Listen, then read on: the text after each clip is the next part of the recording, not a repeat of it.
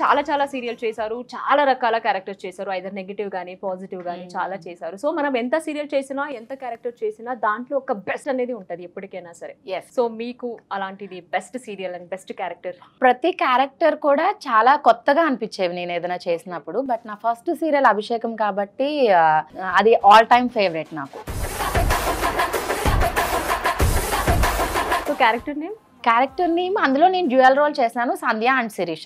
2 characters కూడా నాకు చాలా ఇష్టం. అండ్ జానకి ఎన్ని ఇయర్స్ చేశారు? ఆల్మోస్ట్ ఎండ్ అయ్యే వరకు నేను చేస్తూనే ఉన్నా. అప్పటికే నేను 2 సీరియల్స్ చేస్తూ ఉన్నా. అండ్ ఇంకొకటి, మనకి సీరియల్స్ అప్పుడు అందరూ ఎవరి రూమ్ లో వాళ్ళు కూర్చొని తింటాము. బట్ జానకి కలగన్ల సెట్ లో మాత్రం ఎవరు ఇంత బాక్స్ తీసుకొచ్చినా అందరూ ఒక్కొక్క స్పూన్ షేర్ చేసుకుని ఒక రౌండ్ టేబుల్ పెట్టుకుని తినేవాళ్ళం అనమాట. And I'm really missing those days.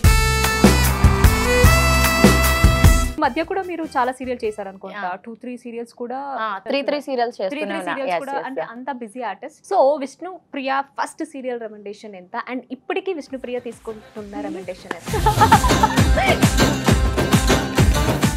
ఇది నిజంగా మీ క్వశ్చనేనా? ఆఫ్ కోర్స్ నాది అండ్ మా టీం వాళ్ళది అండ్ మిమ్మల్ని చూస్తున్న అభిమానులది. నా ఫస్ట్ రెమెండేషన్ 1500 నుంచి 15,000 అయింది.